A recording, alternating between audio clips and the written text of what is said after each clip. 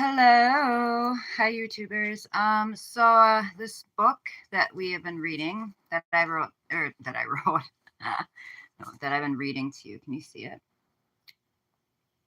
So yeah, the filter's different. So we'll see how this goes. But I'm just gonna read the first two chapters, and then I'm gonna just read like 20 pages a day, I think, or we'll see how long it goes. But yeah, let's just try that and see. But anyways, so part one is daughter. Do you know why this world is as bad as it is? It is because people think only about their own business and won't trouble themselves to stand up for the oppressed, nor bring the wrongdoers to light. My doctrine is this, that if we see cruelty or wrong that we have the power to stop and do nothing, we make ourselves sharers in the guilt. And that's Anna Sewell, Black Beauty is that's from. So this is part one, Daughter, in the Virginia Giuffre Nobody's Girl book. And now we are going to be reading chapter one, which is called Baby. Baby. Baby. Okay. Picture a girl sitting alone on a curb, her face stained with tears. She is 15, but so skinny that she appears even younger. She could be pretty with her blue eyes and long blonde hair, but her freckled face is swollen, her throat is bruised, and in her mouth is a taste she will never forget, gunmetal. Bleeding from places she didn't know she could bleed, this girl has been hurt before, but not like this. A gust of wind makes the palm trees above her shudder. She wipes her bloodied lip. What would it be like, she wonders, to matter? Then she sees the stretched limousine. As it glides toward her, black and shiny, the girl catches a glimpse of the driver behind the wheel. Her mind flashes to the limo in Disney's 101 Dalmatians, the one that Cruella de Vil drives around London, looking for puppies to skin. How many times has she watched that movie? But this isn't the scene from a cartoon. That's kid stuff, and the girl hasn't felt like a kid in years. This is real life in Miami, Florida, and the girl is me. Busting out of the juvenile detention facility in Palm Beach County 48 hours earlier, I'd been so full of hope. I knew from experience that I needed to ditch my juvie uniform, a navy polo and khakis, or the cops would pick me up right away. So my first stop had been a Marshall's discount store where I quickly changed into a new t-shirt and jeans and made a show of returning my prison issue garb neatly hung on a hanger to the rack. Then I exited the store without paying and headed straight for Delray Beach. All right. I've always been, sorry, my nose was running. Hi, Joo, not Jew. All right. I've always been good at talking to strangers. On the sand, I met a stoner dude, way older than me, but with a mellow energy. He was smoking a joint, which he offered to share as we looked out at the Atlantic. When I told him I planned to sleep outside that night, he said I could crash on his couch. I worried that he wanted sex, but I was wrong. When we got to his place, we just smoked some pot, and then he found me a clean towel so I could take a shower. Please be gone by the morning, he said before he went to bed.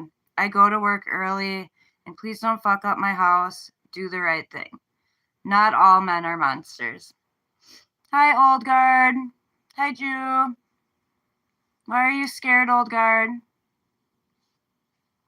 Don't be scared. Well, this book is probably pretty scary, but yeah, we'll get through it. The next morning before dawn, I did the right thing, pulling the front door shut with a quiet click.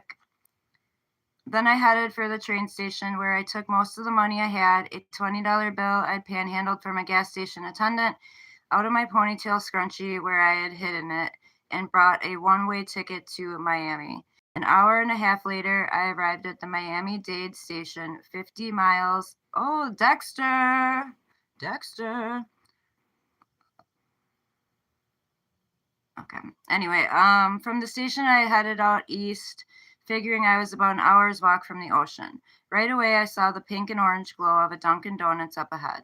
Back home in Loxahatchee, I had often begged for change outside the local Dunkin', so the sight of its logo, a cheerful steaming coffee cup, felt like a good omen.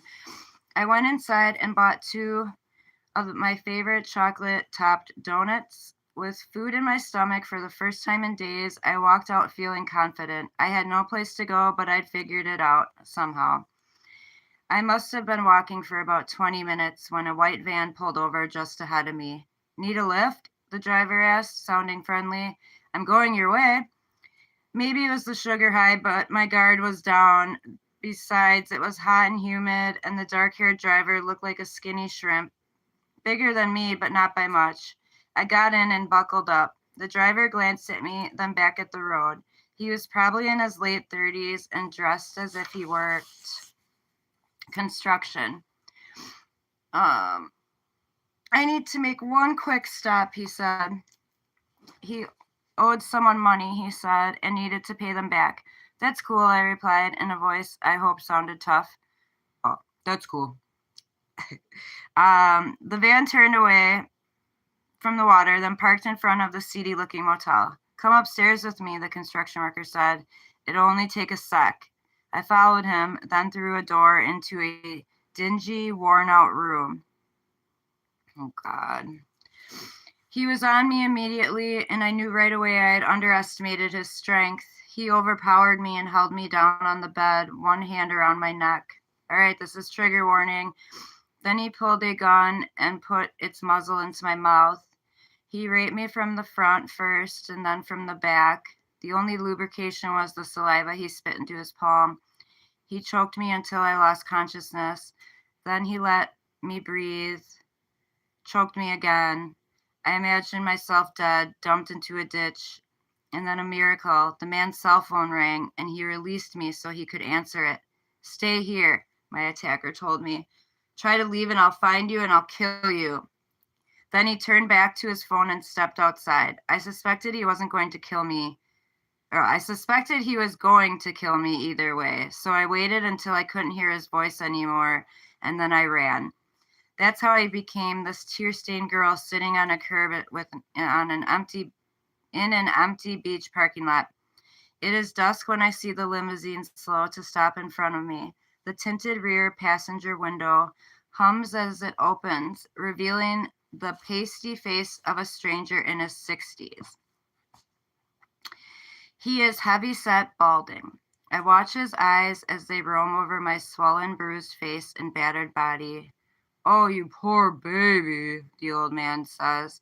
His concerns sound genuine. Peering into the car, I see a pretty girl in a short red dress sitting next to him. She smiles at me. The old man wears black slacks and a collared shirt. The men in my family tend toward blue jeans or overalls. I hope this stranger is different from them in other ways too. Come in here so we can take care of you, the old man says. The girl nods with encouragement. I think of my attacker driving around in his white van, his gun in his lap, searching for the girl who got away. I stand up wobbly. The limo door opens, and the old man slides over to make room for me. The old man tells the limo driver where to go and then introduces himself. His name is Ron Eppinger, and he runs a modeling agency called Perfect 10, he says. He gestures towards Yana, the girl next to him, who is from Czech Republic. Would I like to become a model like her? He asks how old I am, and at first I said 16 because it sounds better to me, less vulnerable. Eppinger shakes his head. He isn't buying it. So I tell him the truth, that I'm 15, which seems to please him. It's not very far off, so I don't know what that's all about. As long as you never lied to me again, I will take you in. What does that mean, I think? But don't ask out loud. Then Eppinger's fleshy face turns sad. He had a daughter once, he says, Susan Marie. She died when she was 15. when the driver of a truck she was riding in fell asleep and crashed into a utility pole in Pompano Beach. Eppinger has never gotten over it, he tells me, and for a moment I feel sorry for him. That's when he reaches for me and strokes my hair. If you want, Eppinger says, oh, God, man, she just meets the grossest people. I feel sorry. Eppinger has never gotten over it, he tells me, and for a moment I feel sorry for him. That's when he reaches for me, strokes my hair. If you want, I can be your new daddy. How quickly he does that, twisting the father-daughter bond into something sickening. But I already know that trick, and I want to believe it doesn't work on me anymore. I don't trust parents, especially fathers. I don't need a daddy, old or new. I just want a break from fending for myself. When you grow up female, danger is everywhere. I've known that for a long time as I can remember. Just hours ago, the construction worker in the white van showed me a darker shade of evil. I know I can't go home again. There's no safety there. My whole body aches inside and out. I have no good options. All right, what's everybody saying in here? Who's that? Okay. Oh my God, I'm so hot right now. I'm always really hot. Sorry, I have a filter on and I didn't know how to get it off, so just bear with me with the filter. I was just trying some things out. Anyway, okay. And I can barely see now too because the light went out. So I'm going to have to move over by the door, I think. At least there's light over there. Give me 1 second. Thanks for hanging with me. And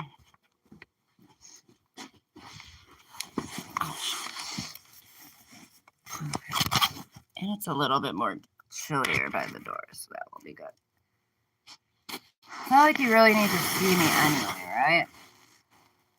You just need to hear me. Okay, I need to see for my reading. Okay.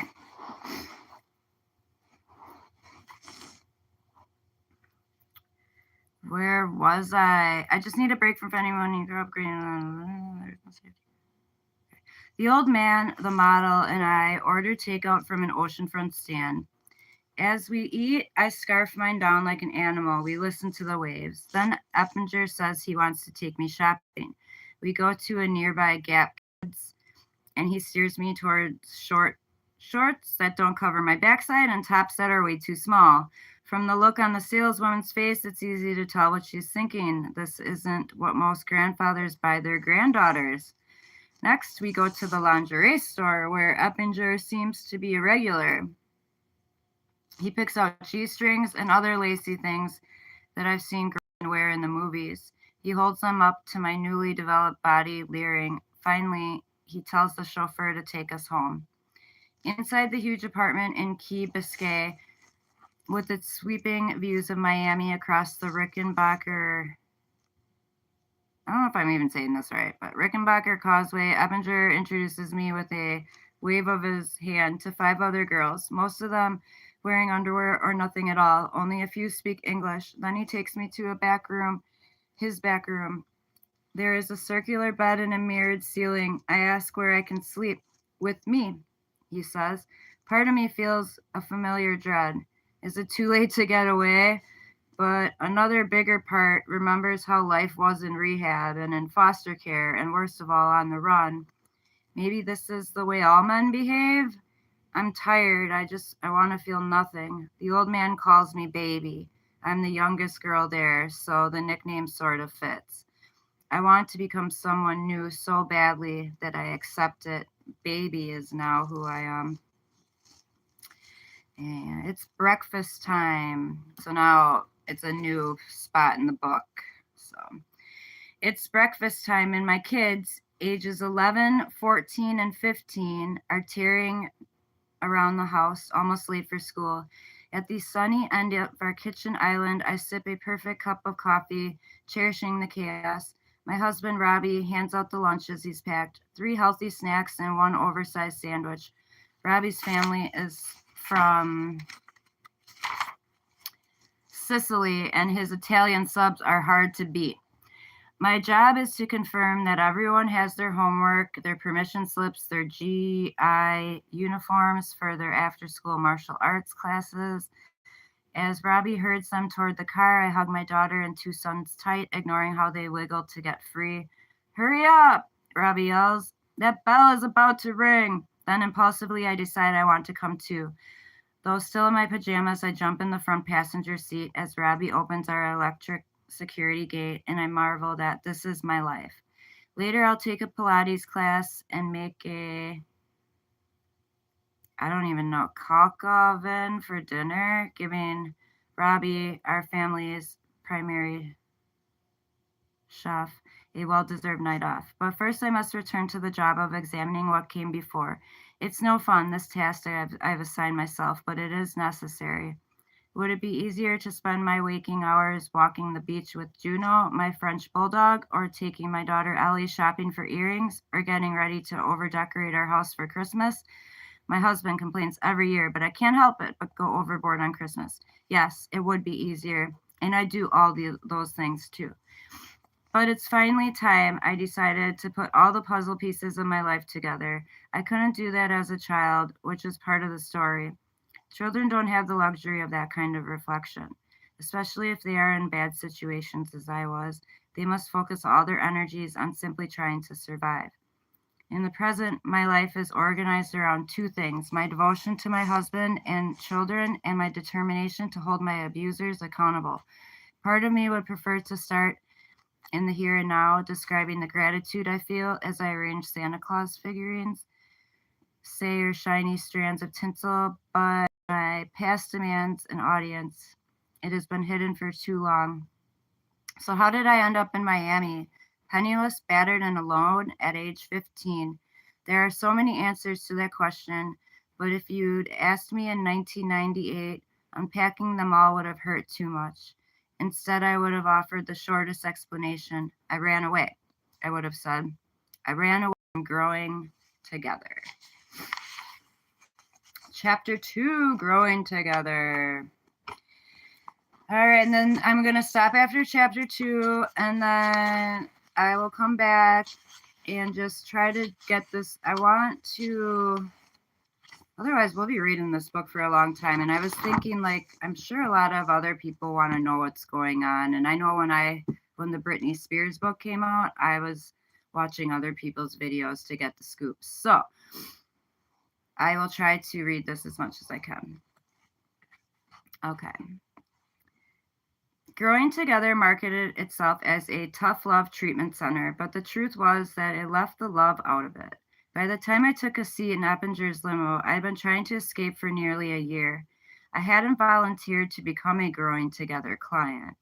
My mother, Lynn, tricked me, saying we're going to the eye doctor. Instead, we entered the tall blue intake building about 20 miles from my family's 1.25 farm in Lockahachie, Florida. I found myself surrounded by uniformed men holding clipboards and a few muscled guards. Mom ducked out. I can still recall what she looked like walking away. Even from the back, I'd known her fiery red hair anywhere. My mother had recently declared me out of control, which was basically true. Once an enthusiastic reader and hardworking student, I had become an angry truant, defiant, and prone to emotional meltdowns. Whenever I could, I hung out with older kids, drinking and partying, and there was hardly a drug I hadn't taken. So yes, Mom, you were right that as a young teen, I was a rebellious mess. I just wish you had asked me why. Growing Together's banana yellow building sat just south of West Palm Beach in a town called Lake Worth. That was funny to me since it seemed that facility was determined to make the 30 or so teenagers enrolled feel worthless. In the name of healing, Growing Together staff forced kids between the ages of 15 and 17 to stand in front of the mirror and berate themselves at the top of their lungs. I'm a whore, a slut, a druggie. We girls would yell, staring into our own eyes. We had no choice but to comply. The place was like a fortress, with security gates and barred windows, as well as a special cell, the White Room, where staff sent us when we fought back.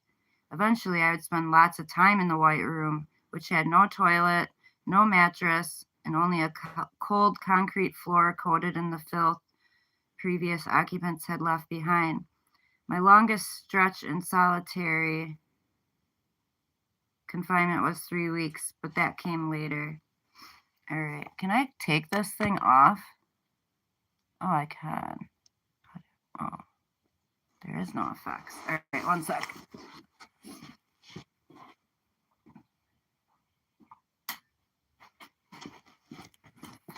All right, I think it's gone. I think it's gone now. Oh no, it's still there. I don't know what the fuck's going on. Whatever. Okay.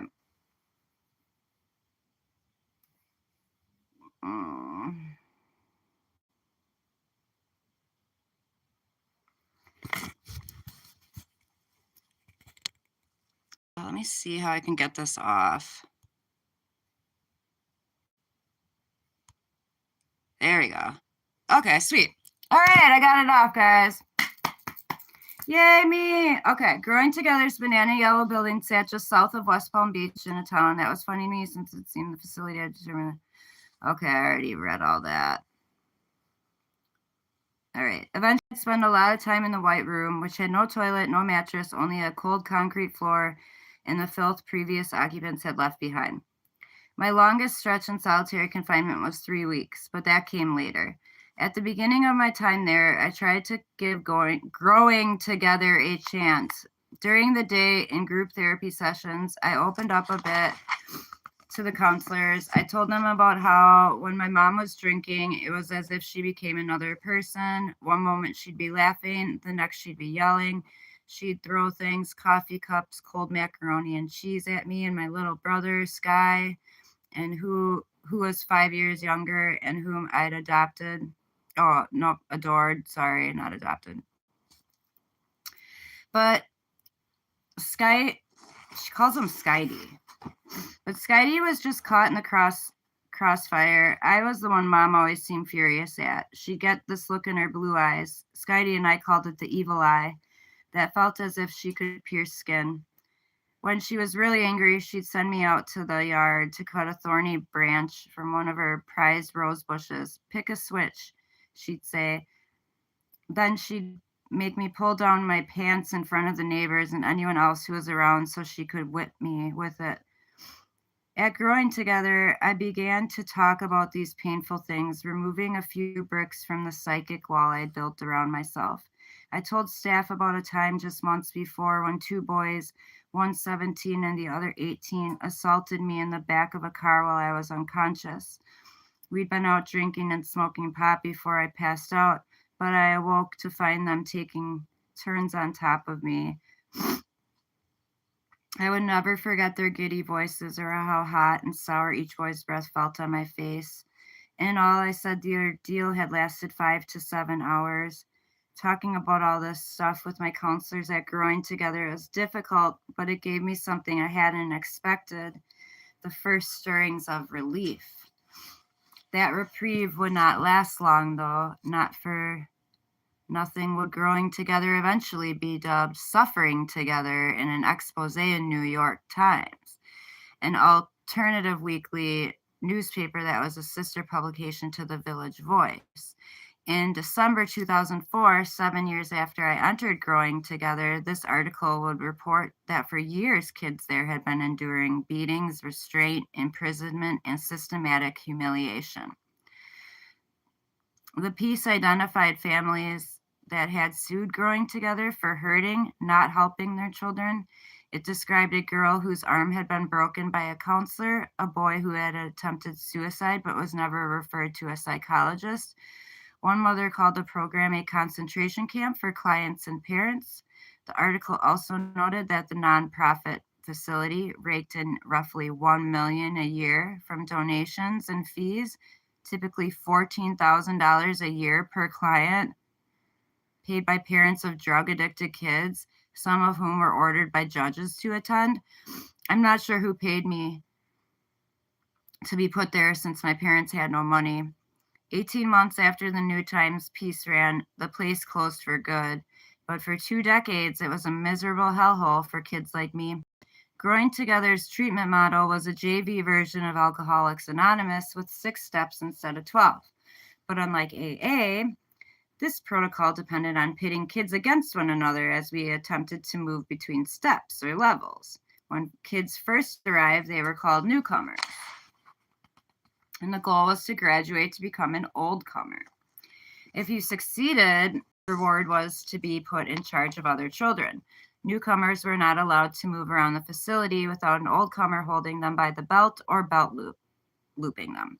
This meant no privacy, not in the toilet, not in the shower, nowhere. Belt looping didn't just make kid-on-kid violence possible, it actively encouraged it. Having kids supervise and restrain other kids was illegal, yet it must have been efficient, financially speaking. You don't need as many paid staff when you've assigned wards to police each other. The result was a Lord of the Flies-like atmosphere with terrible hazing rituals and near constant physical and sexual abuse. Though boys and girls were not supposed to speak to one another, I befriended a slight, pale boy named Chris. When older, bigger boys arrived in the program, they singled them out from across the room, rape kid. After they did their worst to Chris, I'd hold his hand and tell him I was sorry. Looking into his flat gray eyes, I worried that a part of him was already dead and that the rest was not far behind.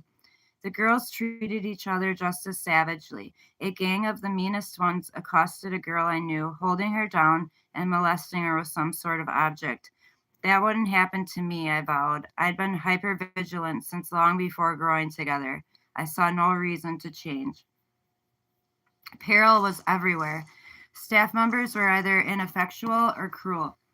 There was one guard, a white guy with curly blonde hair and burnt orange tan skin, who was called the enforcer. He loved to put his hands on kids and throw them on the floor or against the wall. Rosalind, meanwhile, was a Hispanic chick with a power complex. She did to our psyches what the enforcer did to our bodies. She seemed to enjoy humiliating us. The food was disgusting and the dinner menus never changed. Mondays, tacos. Tuesdays, Salisbury steak. On Wednesday, we were served a nasty mushroom soup. I hate mushrooms, but I was forced myself to eat because I knew that kids who didn't clean their plates were made to sit at the table until they obeyed, chewed, and swallowed. One Wednesday, though, I just couldn't do it. The smell of the watery gray liquid made me gag. Eat, Rosalind yelled, so I tried. But after a few spoonfuls, it wouldn't stay down, and I vomited into my bowl. Rosalind's face broke into a sadistic smile. No problem, she said. Now eat until that bowl is empty. What goes on here stays here, staff would often say. The longer I spent at Growing Together, the more I understood why. Rules were rigid. Boys had to keep their heads shaved nearly bald. Girls, though, weren't allowed to shave their legs or underarms. It was as if staff wanted to mark us, to make us look as abnormal on the outside as they told us we were on the inside. Strip searches and pepper sprays were the methods that they used to keep us in line. The squalid building, meanwhile, was overrun with cockroaches and rats. Nonetheless, every Friday, parents gathered in a large, well-lit room that hid all of that. Friday was open house night, and I remember the dog and pony show the administrators put on. Imagine 50 adults at one end of the banquet room, their problem kids herded together at the other end, all dressed in those navy and khaki uniforms. Before open house began, parents and children were separated by an accordion-like room divider, but when the meeting was called to order, the partition was pulled back, music burst from a loudspeaker, and we kids were made to sing. We knew that if we refused, we'd be sent to the white room. I am a promise, I am a possibility, we chirped, sounding more like nursery schoolers than troubled and abused teens. I am a promise with a capital P. I am a great big bundle of potentiality.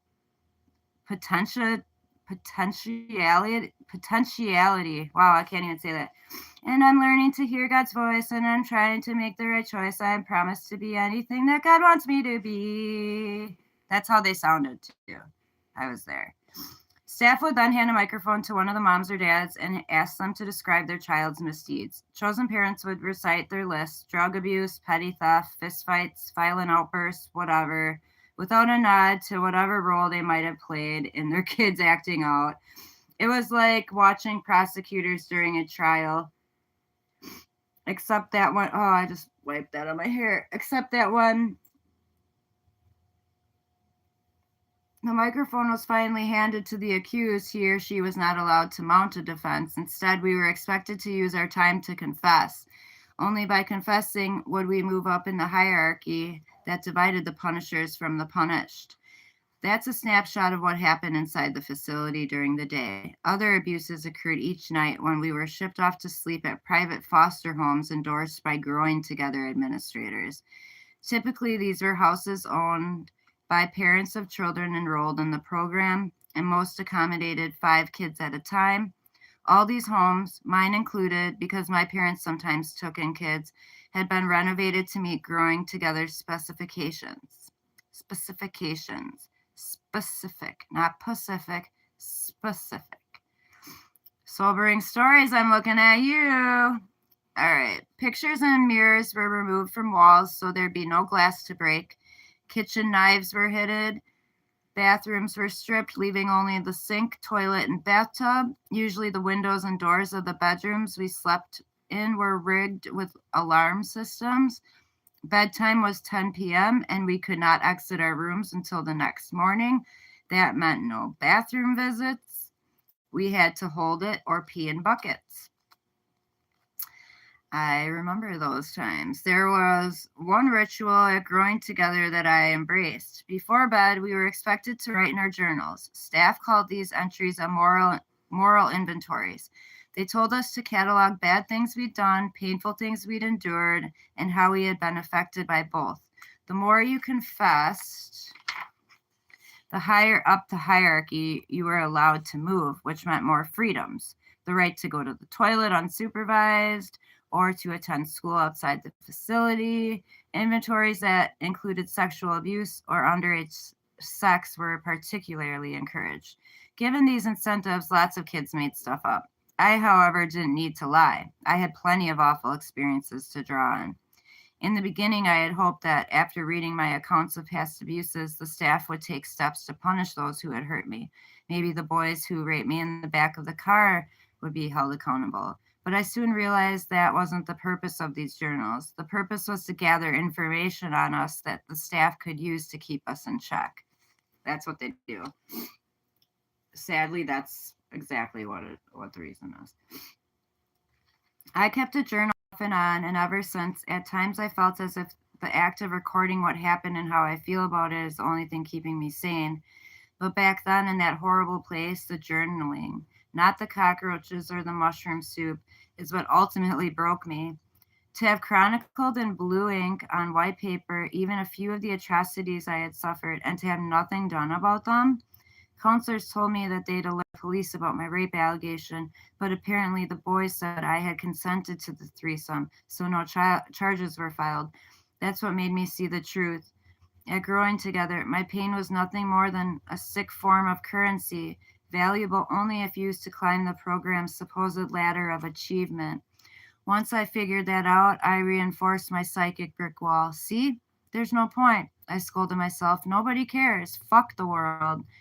I responded by running away, over and over. Sometimes I fled from cars that delivered us from Growing Together to our overnight lodgings. The moment the door locks popped open, I'd make a break for it. That was by far the easiest way to escape. Other times I waited until I got inside those fortified foster homes with their deadbolts and their alarms. Then I'd find any sharp object and hold it to my throat, threatening to kill myself. More often than not, the parent's host would crumble. Who needs the hassle of a dead teenager in their kitchen? So they'd throw open their doors and let me run into the night. I would then be free, sort of, until I was caught and returned to Growing Together. Though I usually disguised my identity when I was on the run, introducing myself as Rachel, my runaway name, to anyone who asked, I wasn't hard to track. The facility's staff had figured out where I liked to loiter and beg for change. The local Dunkin' Donuts was my spot. Eventually, they'd find me and take me back to the White Room, but the next chance I got, I'd run again. This is just some of what I had been through before I met Eppinger.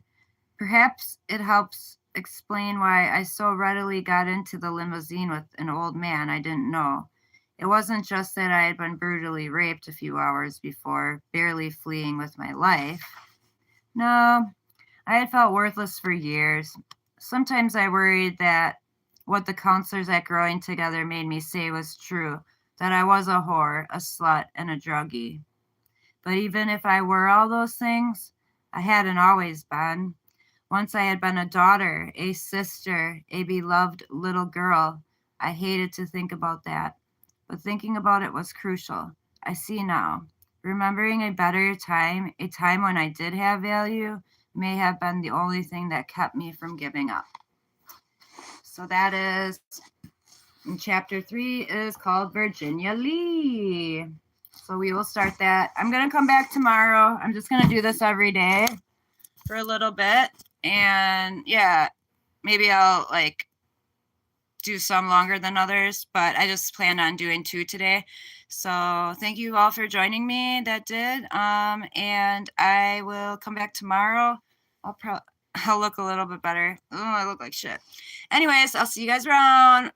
Love ya. Have a good evening and have a good day at school tomorrow. See ya. Like the little thumb up here if you can for me. Thank you. See ya.